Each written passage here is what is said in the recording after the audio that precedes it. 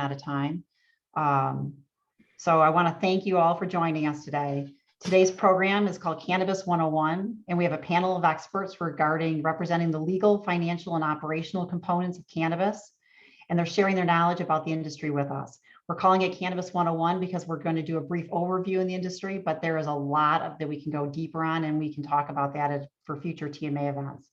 So before we get started, I want to thank all of our sponsors. Amanda, you have we have our gold sponsors, and we have quite a few, and we have our silver sponsors, and then we also have our bronze sponsors. And without you, we wouldn't be able to do the types of events. It's really allowed us to be able to support the organization as we've gone to a virtual format during the pandemic. And really thank you for the sponsors as we end up 2021. So if you're interested in becoming a sponsor, make sure you reach out to any TMA Detroit member. We'd be more than happy to talk to you about that. There's always an opportunity for more sponsors as we go forward.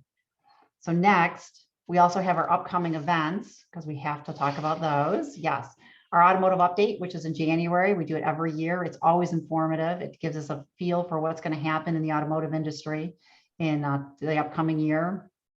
And then something different, we have a Detroit Pistons game with the next gen RMA and SF team. So that's January 12th, and that should be a good time as well. Their notices have gone out on those. If you have any questions, feel free to reach out and we'll get you additional information if you didn't see those.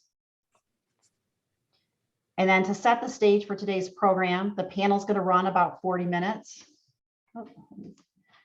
Panel's going to run about 40 minutes, and then we'll have Q&A. So send your questions in as the program moves along, and then we'll open it up. For now, we're going to open it up, and we're just going to go back and forth and have questions between ourselves. So on the call joining me today as panelists is Lance Boldrey, a member from the law firm of Dykema, Judy Rinkus, the president of a finance company called Seed to Sale, and Stephen Linder, the executive director of the Michigan Cannabis Manufacturing Association. And rather than introducing them myself, I'm going to have each of them give a brief overview of their backgrounds. So Stephen, why don't you start? Sure, thank you. I'm the executive director of the Michigan Cannabis Manufacturers Association. We're an association of most of the largest vertically integrated cannabis companies in Michigan, representing over $1.2 billion worth of investment in the state of Michigan. I come to this having run the largest issue management and campaign firm in the state, and I was asked to chair the coalition to pass the Medical Marijuana Facilities Licensing Act, which passed in 2016, and then work with Lance and others to help to write the rules to get the industry up and running. Thank you, Stephen. And Judy? Hi, everyone. I'm what I like to call a recovering banker. I spent, I know we may have a lot of bankers in the audience. I was in banking for many years, almost 40. And when I left that industry several years ago, I founded this firm, Seed to Sale Funding. And what we basically do is we place loans only for we only work with the cannabis industry. And we typically place senior secured loans with a variety of different lenders. We have a network of around 20 of them. For the most part, there are very few banks involved because I'm sure a lot of you are listening in because you might be interested in getting your institution involved in it, and you know there's challenges there. So they tend to be real estate investment trusts, funds, groups like that are not necessarily regulated banks.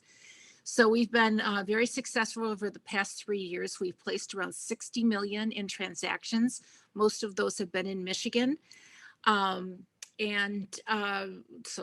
that's me. Thanks, Judy. And Lance? Morning, everyone. I'm Lance Boldrey. I'm a member in Dykema Gossett's Regulated Industries Department, and I chair our cannabis practice group. Dykema has been involved in the Michigan industry for really since inception. We were the ballot counsel to the Marijuana Policy Project in enacting the Michigan Medical Marijuana Act in 2008. So we began really representing them in late 06 in that process. and have been involved in Michigan at various stages, in Illinois, California, and other states where we have a presence. We were also involved, along with Steve, in a lot of the drafting of the Medical Marijuana Facilities Licensing Act, and then work with the legislature on amendments and the agency rules.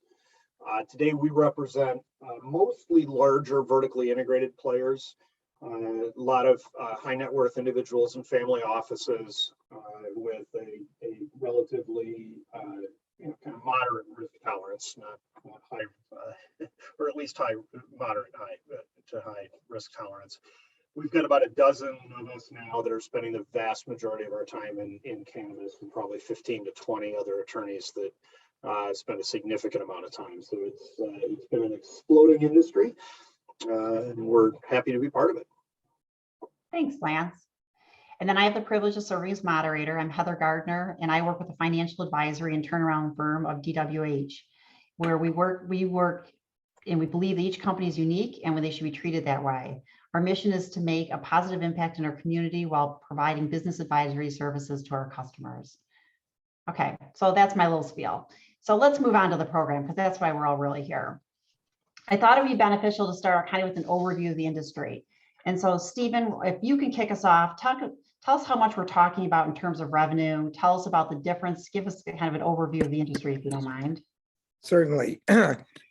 Many of you may have read that our association is pushing a package of bills to try and deal with the unlicensed part of the industry. Michigan has 3 cannabis laws: the medical law, the Medical Facilities Licensing Act, and the Adult Use Law. They all have different sets of rules, and they don't all work that well together. It was having a very detrimental effect on the larger vertically integrated companies, and trying to determine how to put together a strategic plan for growth. And so in order to enact good policy that would amend laws to try and do 2 things. One is to try and merge the laws, and the other is to deal with the unregulated market.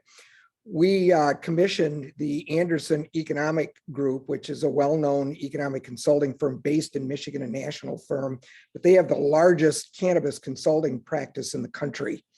So we hired Patrick Anderson and his company to do an assessment of the marketplace so that we could understand really where all the cannabis was, knowing that the goal is to get all of it into the licensed, regulated, tested marketplace. Anderson Economic Group we released their study in midsummer, which showed that in 2020, the cannabis marketplace in Michigan was about $3.2 billion. Problem for those that Judy helps finance is that only 1/3 of that is in the licensed regulated space. A little less than $1 billion of cannabis sales are coming from those entrepreneurs that are setting up brick and mortar operations. About another 1/3 is coming from, the vestiges of the 2008 law called caregivers. We don't know where the caregivers are located. We don't know what they're growing. We don't know whether they're complying with the law, but they're about $1 billion worth of product sales. And then there's the totally illegal market, which is also about $1 billion. And the effect that this has had with the 2/3 of the marketplace being in the unregulated, unlicensed, untested, and untaxed marketplace is you're seeing an unnatural drop in the wholesale prices among the licensed marketplace, which is why our association right now is pushing to get everybody that we can into the regulated space. The other drag on the growth, even though you've read that the growth has been, pretty dramatic, is when we wrote the Medical Marijuana Facilities Licensing Act, we had to bring in a bunch of stakeholders, and one group of stakeholders that was critical were the Municipal League and the Township Association. And they basically demanded, and it was given in the law, that just because we were creating a regulated system, that local units of government could not be forced to have cannabis in their communities. And so the end result of that law, and it's mimicked by MRTMA, is every local unit of government has the authority to pass an ordinance allowing cannabis, and then it can decide what license types can be, within their boundaries, and also how many. We actually only have maybe 180 of the 1,775 local units of government in Michigan opted in. And within those communities, there are very limited numbers of mostly dispensaries. The restrictions are mostly on dispensaries. So you add all that up, Michigan has had pretty dramatic growth going from 0 to where we are now, but we're going to get to a point soon where there's going to be saturation, and we need to reduce the amount of unlicensed, unregulated product that is really dominating the marketplace right now.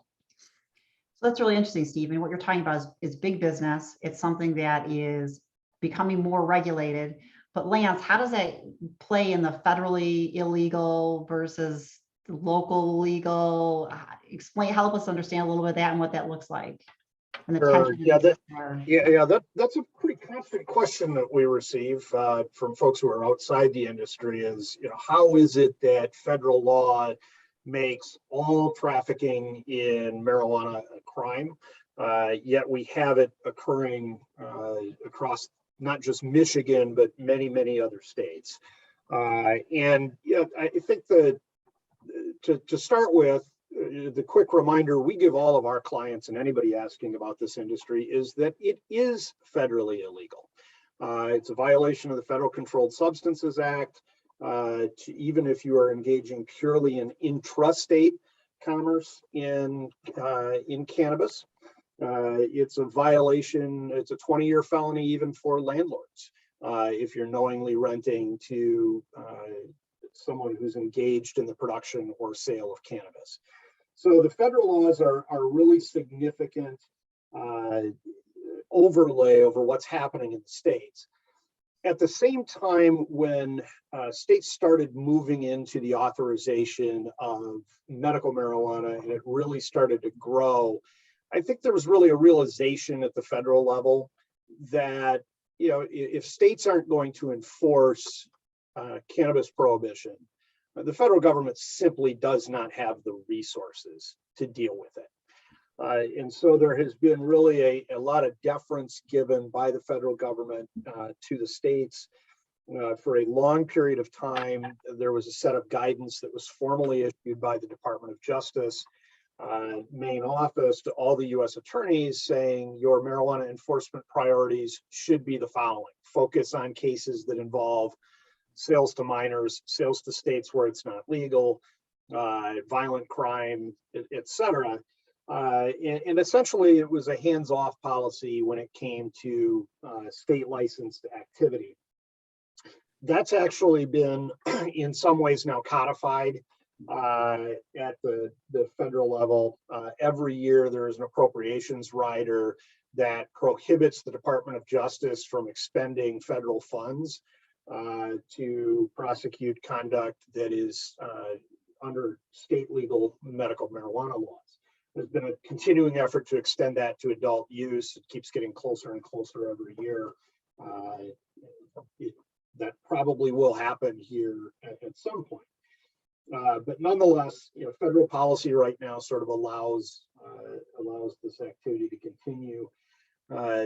However, that could change at this point, at really any point. And in fact, during the early days of the Trump administration, there was a lot of concern that the sort of de facto authorization that the federal government had given to state licensed activity was going to disappear. Attorney General Sessions was a long time opponent of marijuana and very much supportive of prohibition. He withdrew the Cole memoranda, which were these guidance documents to U.S. attorneys, and sort of returned the authority to U.S. attorneys to prosecute.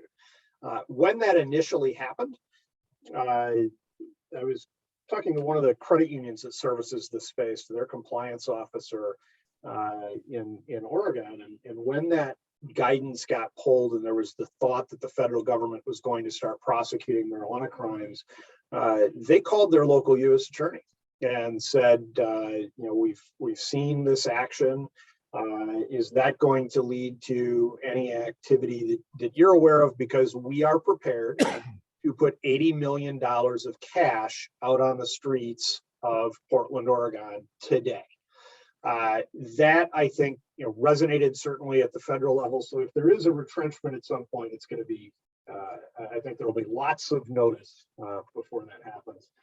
And I did just want to touch real quickly on one other point that we'll get into in a little more detail here. But that's really, what does the effect of federal illegality mean for folks in this association? And I'd say it means a whole lot of opportunity right now, because given federal illegality, cannabis businesses and businesses deriving revenue from cannabis businesses may not file bankruptcy because they're relying on federally illegal income streams. At the same time, there's a really nasty portion of the Internal Revenue Code, Internal Revenue Code Section 280E. 280E prohibits businesses, anyone whose businesses engaged in the trafficking of illegal substances, from deducting any of their business expenses. So if you put the two of those together, you end up with a future that is going to be riddled with business failures and business failures among companies that cannot go bankrupt. And we see that we've seen that in a lot of other states. We've seen people who've gotten into financial difficulty selling their facilities for pennies on the dollar. It happens much more on the retail side, where a larger portion of the expenditures of a company are expenses than it does on grow or process, where most of your expenditures go into cost of goods sold. So it's not a deduction, as it were. But that is, those are two issues that really are going to be driving business failures in this space and have in other states. And so, Lance, based upon what you're saying, then it's coming at some point. It will come at the federal level. Do you foresee it in the next 2 years, 5 years? What's your guess? That's the only fix. I mean, and I think the difficulty in predicting here is how rapid the change has been at the state level. I don't know that any of us would have really predicted that 10 years ago, that we'd have these huge multi-state operators that are engaged in enormous business activities. We've got publicly traded Canadian companies in the space. So the pace of change happens very quickly. Congress has increasingly gotten closer to the finish line the last few sessions with different iterations of legalization. But I think it's more likely to happen with, and I'm sure Judy will speak to this, with respect to banking first, more than we'll get to legislation. And to be perfectly crass, hey, Congress is a bunch of old white guys. For the most part, they're not quite as leading edge when it comes to change as the voters are. And if I could weigh in just quickly on that, Heather, being the politician here, we've got 78 U.S. senators right now that represent states that have legal cannabis in it. And I think, to Lance's point, every one of them, their constituents who are in the business are basically criminals, not able to do normal banking and having lots of other skewed relationships that we'll talk about later. And I do think that the Banking Act at least will happen first, and then it will be a zipper effect. Once the banking laws are changed, the rest of the laws that will align the federal government and the state government will take place, and the feds will also then derive much greater windfall of taxes. Okay, so Judy, let's talk about that then. So as a reformed former banker, what are your thoughts around the banking laws? And you also, it's a $3 billion industry here in Michigan. And so I know that you help provide financing. Can you talk to us a little bit about what you're seeing, what that looks like from a debt structuring? What happens when businesses do get in trouble? How does that work from a loan covenant perspective and a recovery perspective? Okay, so lots of questions in there. Let's take Yeah. the banking issue first. So so at the beginning of the year, I was on a panel similar to this, and I sort of went on record and I said I thought we would have safe banking by the end of this year. Obviously, that's not going to occur. In fact, as of a few weeks ago, it was tacked onto the defense bill and it was proactively removed from that bill. So you know, you have a whole bunch of different, the Republicans are not in favor of it at all. The Democrats say they are, but then some are and some really kind of aren't. And it's just, I don't think it's going to go anywhere. It may be the first thing to go, but it's still going to be, it's still a long way off. It's a travesty. I think it's a public safety issue. Otherwise you have people wandering around with cash and get robbed and it's ridiculous, but that's how it is. And then as far as what we do, so first of all, understand that that there's several banks make money in a number of different ways. The two biggest ways are the asset side of their balance sheet and the liability side of their balance sheet. They do loans and they do deposits. My guess is, and this is already starting to happen even without banking, that the deposit side is going to move more quickly. They'll start being able to, there are some already that are accepting deposits. Okay. And there's still risk associated, as many of the bankers will tell you. There's a variety of different kind of money laundering risk and everything. But that is what I think is going to start to happen first. Some of those a small subset of those banks who are open for deposits will then offer loans. Not all of them will. Okay. And even there, it's probably going to be relatively limited. So basically my business has a decently long shelf life before I'm going to get a lot of direct competition from banks. There's always going to be an exception, of course. So what we're seeing right now is for the most part, my loans are being placed with private funds, private lenders, or sometimes an occasional family office, real estate investment trusts, that kind of thing. The majority of all of the loans have to be secured. Okay, that's understandable, I guess, certainly. And the most logical and most the asset that's easiest to establish the value is, of course, real estate. So that's what our loans are generally secured by. We are open for business for other collateral types, but to tell you the truth, in Michigan anyway, we haven't had a lot of call for, say, equipment loans that aren't associated with the real estate build, that kind of thing. So most of these loans are secured by real estate. Like any other kind of real estate loan, you could have the real estate, the property appraised. You lend a percentage of that value. The differential between, say, if it's a construction loan, for example, the differential then the borrower has to come forward with in a down payment or equity, however you want it to work. So you know that there's skin in the game. And that's essentially how almost all of our loans. We've done a few other things more as an accommodation to existing clients, but for the most part, that's what we've been doing. Equipment loans are much less prevalent, and the thing that everybody thinks they can get but they can't is working capital. If you think about it, I think we have some asset-based lenders on the call.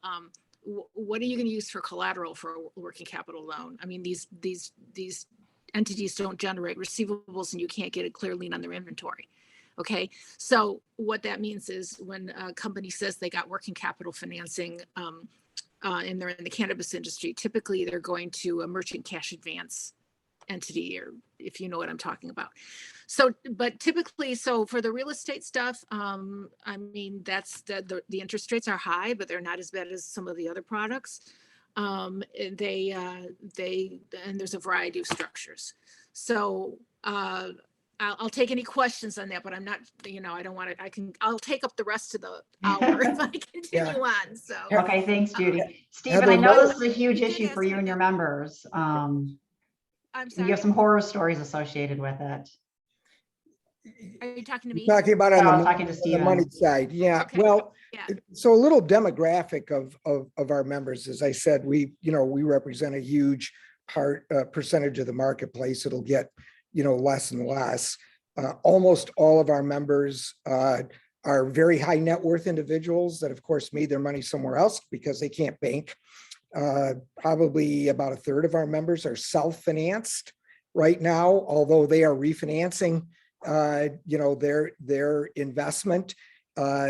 One of the places where I think banks have lost out, we've had many conversations with banks and they always end up the same way. You know what, we just really can't touch this. And by the way, we're a little hinky about the loans you have from your other businesses, with our banks. That's been a source of some very troubling conversations because all of our members have other businesses that are, currently operational businesses.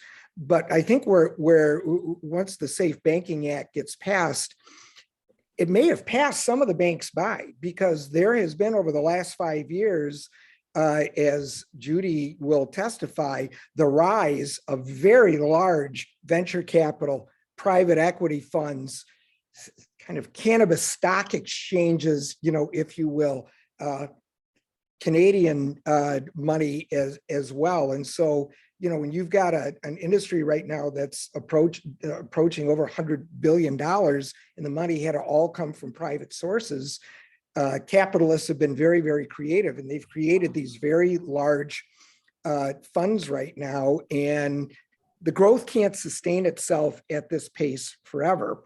And so I'm just not sure. I'm not a banker. I'm not an economist, but I think some of this has passed the banking industry by, unfortunately. And you are right. The rates are really high. What we're seeing now are people that got in with their own money or partnership money or, private equity or venture capital money. And now they're cashing in already. There's a lot of mergers, there's a lot of consolidations, a lot of outright sales, which is good for Lance and his firm. But banking has been a real sore spot. I'll leave you with this. When we, right after we passed the MMFLA, we wanted to try and deal with the banking issue in Michigan. And so I was tasked by Governor Snyder to come up with some sort of a system where money could be put into, a closed loop or a blockchain system. We even floated the idea through the chair of the Senate Banking Committee of having the state form its own cannabis bank. I've done work for the Michigan Bankers Association. Their hair was on fire. I needed to put it out with a fire hose, and You're doubling down in yet another industry nobody likes from the banking perspective. yeah, but this issue of this cash has really caused banks and credit unions to a great degree to come up with very creative practices to be able to deal with not the cash at the retail level. It's how do you conduct business at the manufacturing level. And so, the banking issue has been very vexing. But in terms of capital injection, an entire industry has developed out there nationally. I was working with a guy from New York, you may have heard of, Howard Sandelman, who is a billionaire and created a couple $100 million fund to do nothing but to come into states and fund vertically integrated startup cannabis companies. So there is a lot of capital out there. It's just not coming from traditional sources. And I'm not sure whether it will, even if they pass the Safe Banking Act, because as you said, Judy, you can't grab pot. You can't, that's their inventory. The only thing you can grab is real estate and equipment and maybe somebody's personal assets, but you can't grab inventory. Right. Yeah, and So- you have other fundamental things about the industry right now. First of all, the industry, for the most part, is still really a startup. industry, that the companies are startups. Yeah, they might have been in business for a year or two, but in the general scheme of things, most banks would still consider that a startup. So now you've got a brand new industry, you've got startup companies, it's illegal. Even if you take the illegal part, you still have those other two issues. And even if it is made legal, it's going to be considered a high risk industry. You're going to have all that, the bank is going to have all that other reporting and following that needs to be done. So there's lots of reasons why this, and then as far as the inventory goes, even if what everybody says, yeah, a lender can get, an enforceable lien on the inventory, it expires. It's like lending on food. It's not going to last forever. I mean, you have all these other issues that you have with the type of things that they're doing. And be a lot of buzzed bankers, Yeah. you know. Yeah. There you go. Good company parties. Yes. So those are good points. And so how do you think as a startup type industry, right? Because they are still, you're talking big money, but still startup, very infantile stages of the startup. How do you see professionals plugging in to help people, the different stages of development and the different stages of the industry and the different, whether it be a grower or retail? What are your thoughts around that? What are the pain points they're experiencing? It's a challenge. I mean, it's an industry like any other, competing for employees in a very diminished pool of applicants in sort of the current market environment. That said, there are certainly a lot of folks we see from corporate America that are attracted to the idea of a new industry, attracted to it for social reasons as well. But it is absolutely a challenge right now to find professionals to plug into the holes at companies, and we've sort of seen a lot of our clients now are the clients that were the groups that were really the unicorn clients initially, and because what we would typically see out of the gate was folks who were legacy cannabis, who had done nothing but black market, now all of a sudden trying to operate in the real business world in a very tightly regulated industry. On the other side, we saw folks come in who had, like Judy, careers in banking or other industries, and who were very savvy business people, but knew nothing about cannabis. And I think both those groups have struggled, probably the former more than the latter. But we are to a point now where we seem to have found a lot of the companies that sort of marry those various skill sets and recognize the need for additional business sophistication.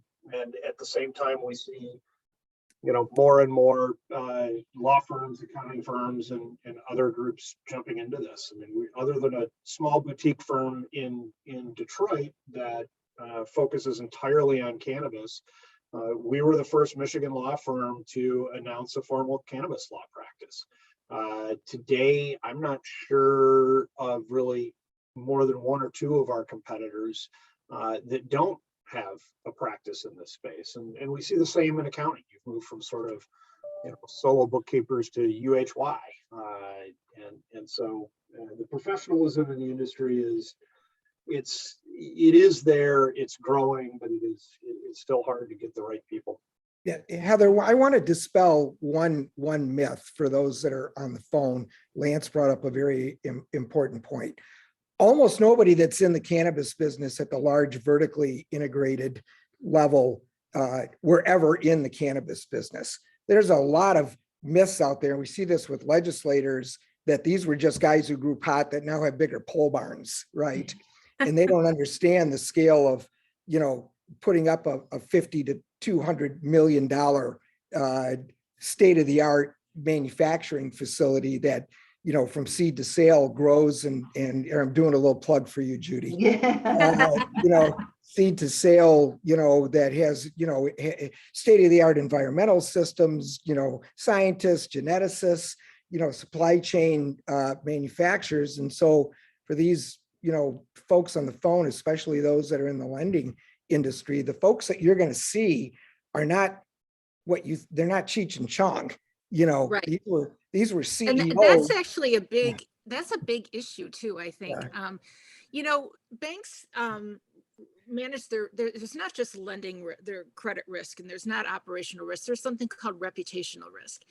And all banks are worried about that. It's headline risk. They don't want to be shown, you know, in some kind of sting operation. Somehow their bank is shown that they're banking this company.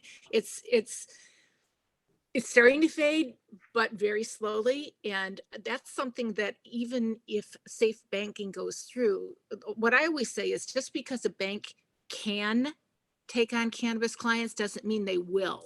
Okay. There's other reasons just behind just the legal reason. And a lot of it is this notion that these business people are anything less than business people.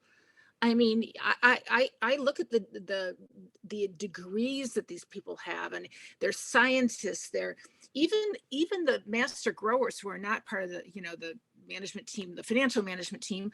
I mean, they have they're college educated horticulturists, and I mean, they make very nice livings.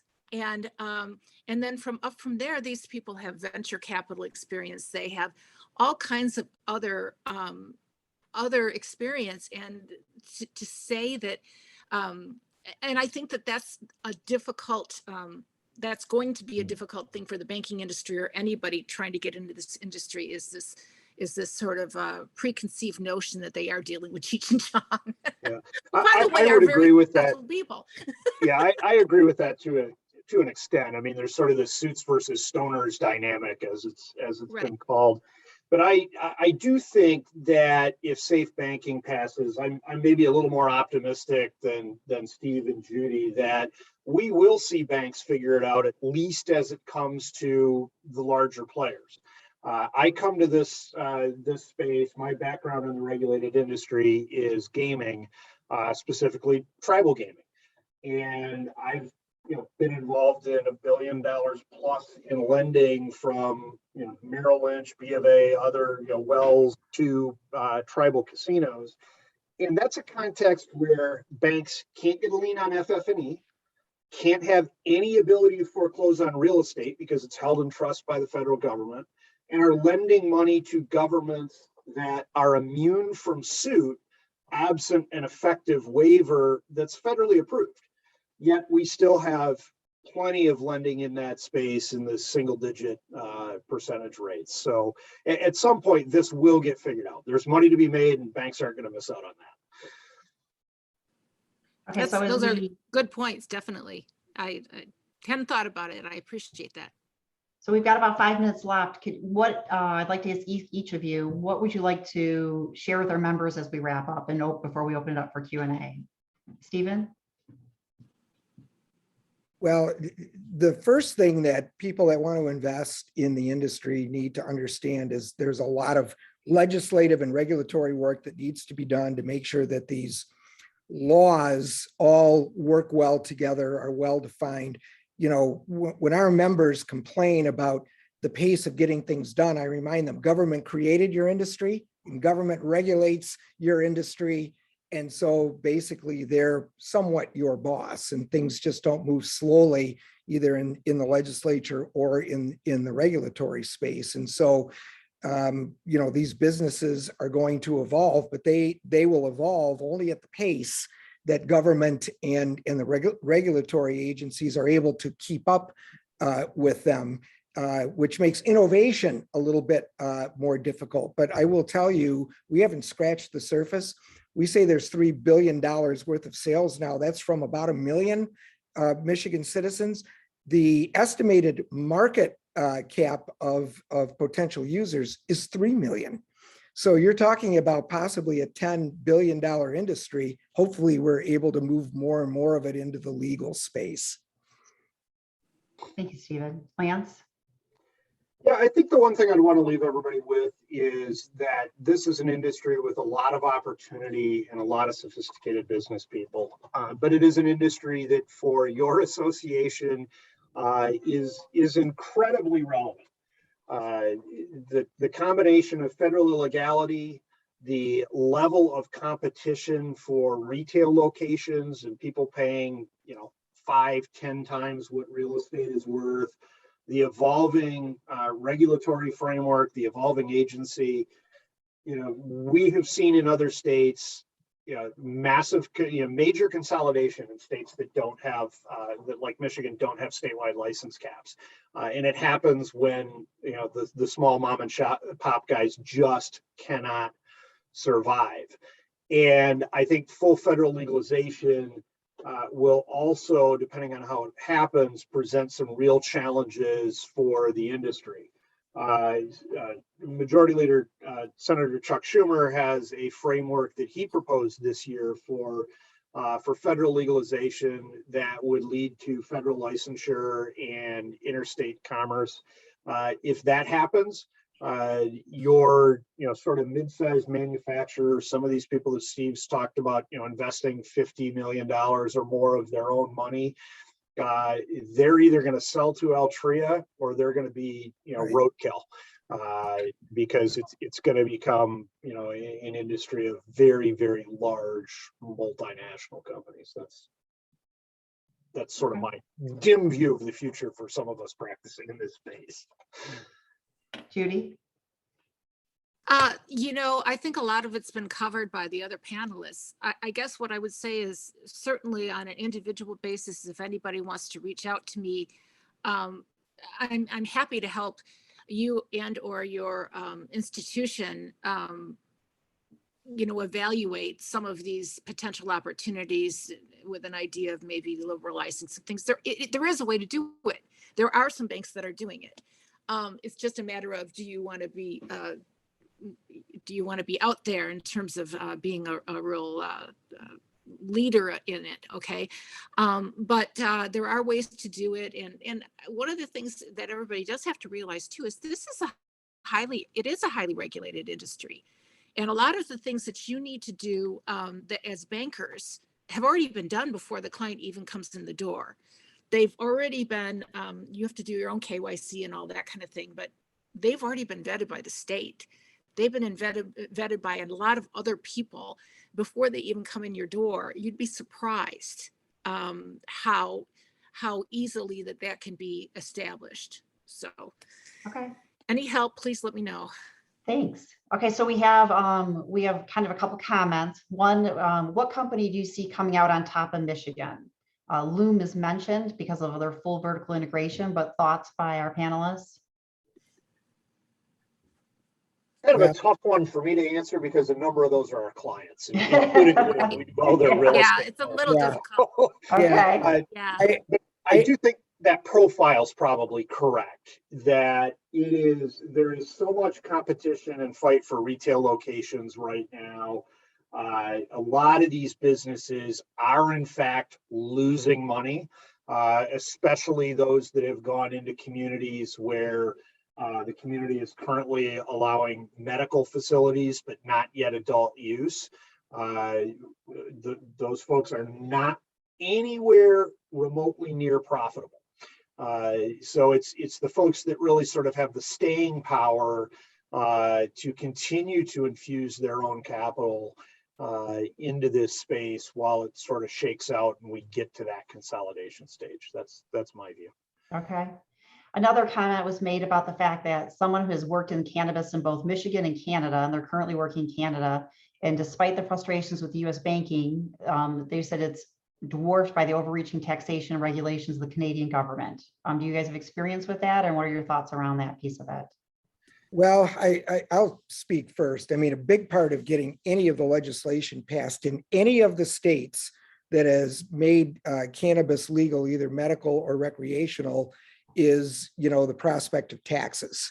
I'll never forget talking to one of the caucuses that was very resistant to this. And when we mentioned how much tax revenue could be generated, all the light bulbs in the room went off and there was this little, illumination, and it wasn't an issue. The problem with too much taxation, we need to mention this, I mentioned it in the beginning, is the more expensive you make the licensed marketplace product, the more it's going to drive people to the illegal market. So there's a balancing act there. Yes, it can provide for jobs and taxes, but at a certain point in time, if there's a lot of unregulated cannabis on the street, it's going to continue to be a drag on the licensed invested marketplace. Okay. And Lance? just along those lines, I'd like to add, I mean, that's the biggest problem in California right now. California is the first state to legislate everything, and they tax the heck out of everything. And so they have this enormous black market. I mean, I have lenders who will do business. We can place loans anywhere in the country, but I do have some lenders who say no to California. So that's not an insignificant issue. That is something that has to be watched very, very closely. Okay. Lance, I've got a question for you. What are the 3 things that can change at the state regulatory level to make the industry better as a whole? I think a lot of the changes, it's really going to be more federal than state, but there are some serious improvements that could happen at the state level. I think probably if you were to narrow them down to 3, 1 is structural with the laws, 2 with the agency. The one that's the most challenging right now is that the adult use law requires municipalities to decide among competing applicants by a competitive scoring process. That was, I think even the drafters we've spoken to of the adult use initiative, that was a great idea at the time on paper. It's been absolutely horrible in practice, because what happens in these communities is you get 5 retail licenses authorized, say in the city of Berkeley, and you will have 50 applicants who will tie up property for a long period of time, who will spend an ungodly amount of money trying to get through the application process. And guess what happens? Number 6 turns around and files a lawsuit the minute the licensing decisions are made. And it drags on for another year or 2. We've been fighting in Warren for 2 years over adult use licenses that have yet to be issued because of the way that city mishandled this process. That really has to change, I think, to make this process work better, particularly with the municipal opt-in. Right now, every township attorney or municipal attorney will tell their client, if you're not in this space and you're looking to get into it, we guarantee you will be sued. That's not exactly an incentive to municipalities to participate. The other 2 issues would really be at the agency level. One is consistency and predictability. We're very, very far from that still. We have, frequently you get different interpretations from rules that are rapidly evolving, where one agent is going to interpret it one way, another is going to interpret it a different way. We get licensees all the time who are told, okay, this is how you should address this particular process.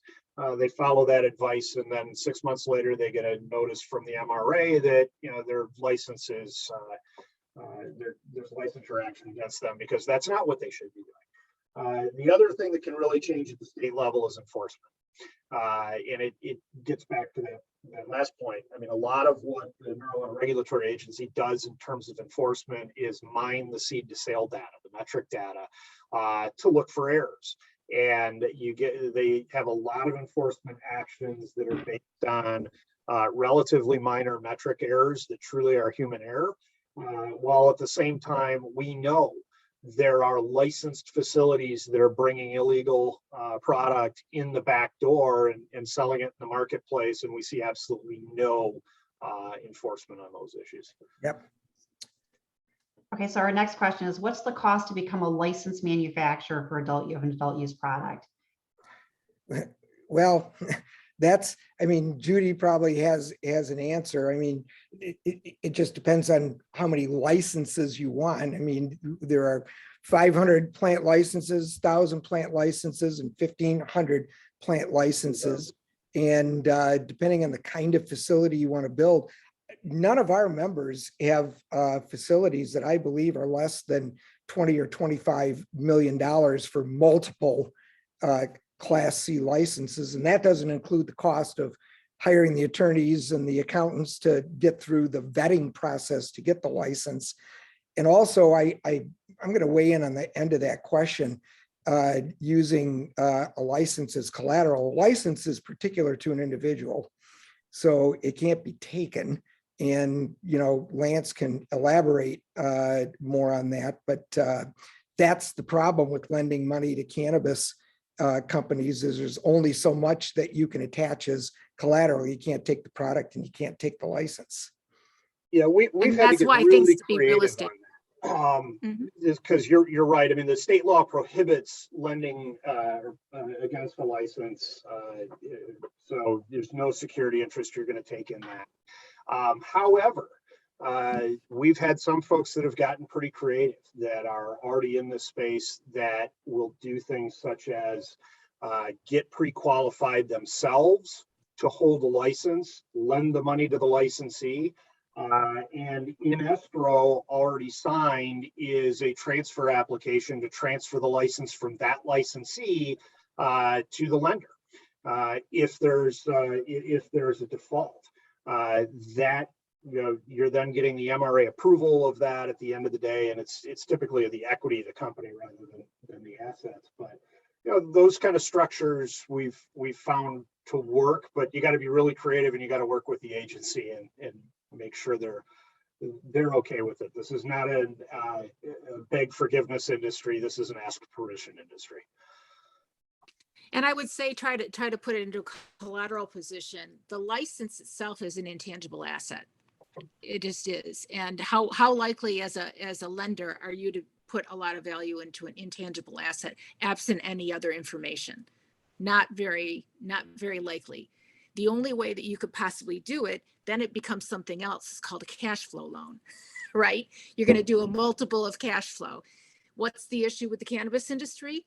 They haven't been around long enough to develop a history of cash flow that you can establish. Now, there are some lenders that we work with who get very good at looking at projections and saying, okay, well, in this particular state, given this location, we really think that the enterprise value or the cash flow of this, which is a function of the license, is X, and therefore we will figure out a way to lend on it. But you're talking about very large transactions there. Okay. Your average group that's even putting up, a 25 million, they would be pressed to be able to attract a lender who would be looking at it from that. I'm not saying it's not out there, but they're very spotty. There's a reason they're called private lenders. They're very private. But I'm not saying it's not possible, but more than likely what would happen is there would be almost all manufacturing and grow operations are buying their own real estate or doing a sale leaseback or something where they're long-term controlling their assets. It's retail. Maybe it's a little more split. People are going into a strip mall and just renting a place. Okay. But definitely manufacturing, that's their strategic asset. They need to own their strategic assets. So they tend to own their own real estate. The real estate comes with an entitlement. Okay. It's in a green zone, for example. That increases the value of the property right there. And then when you go and you put all these improvements in, which are very expensive, and especially when we're in an environment where all material costs are going up, you could spend anywhere between $200 and $600 a square foot to get this up and running. Okay. But that is taken into consideration by a savvy lender. Okay. So I don't know if I'm answering the question the right way, because there's a cost of licensing and then there's cost of getting ready to produce revenue. And they're two very much different things. The licensing, the cost of the actual license at the state level is a minor amount. Comparative to everything else. Yeah. Okay, we've got time for one last question, which is that the currently successful operators vertically integrated with manufacturing, wholesaling, and retailing, or is one of those segments offering a greater return on investment? And then they're also asking for the clarification of the difference between unregulated and illegal. Well, I'll go with the last one first, since that's what we're dealing with. Unregulated right now really is referring to the caregiver product, where people are allowed to grow a certain number of plants only for under the medical part of the act. They're not allowed to sell their product, although we know they do, and they have to be able to service patients. Illegal are just people that are trucking in cannabis from wherever, whether it's grown here or grown somewhere else, and sold totally off the grid. And then who wants to tackle the return on investment component? I'll jump on it. That's, of course, the question we've had lots of clients ask from the very first day is, is it going to be the testing labs that are, state mandated? Are they going to be the places to really make the money? Is it the retail side? Because it's sort of, this is in many ways like the casino gaming industry was, 15, 20 years ago, where somebody will tell a perfectly responsible business person, hey, I've got this cannabis investment, and all thoughts of due diligence go out the window, and it's, hey, this is a license to print money. And that's not the case. I mean, the vertically integrated guys, I think, are probably doing the best right now.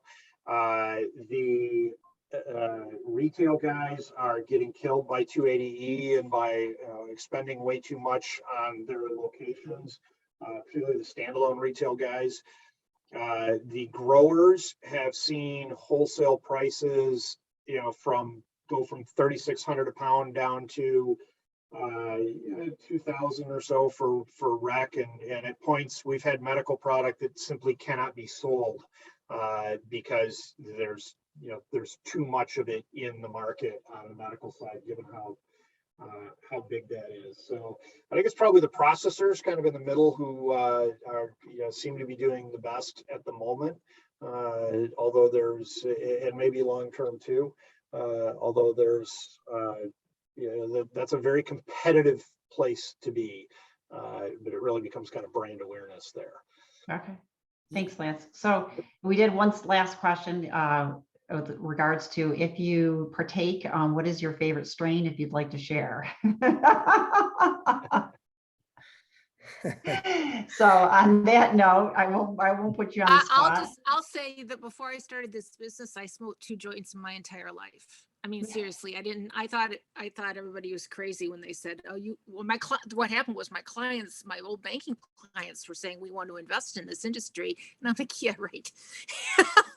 So I have no opinion. I am so sorry. I have learned a lot about the industry and the business workings, but the product, I leave that to the experts.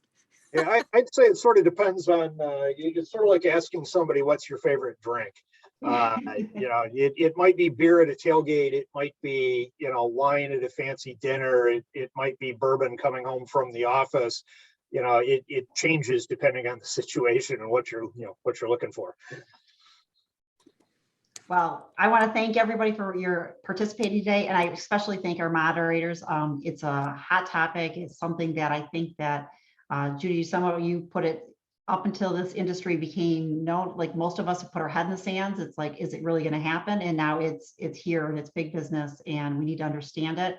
And it's become part of the fabric of what we do. So thank you very much again for your time. I really, really appreciate it. Thanks for having me. Thank you. Have a great day, everyone. Bye-bye.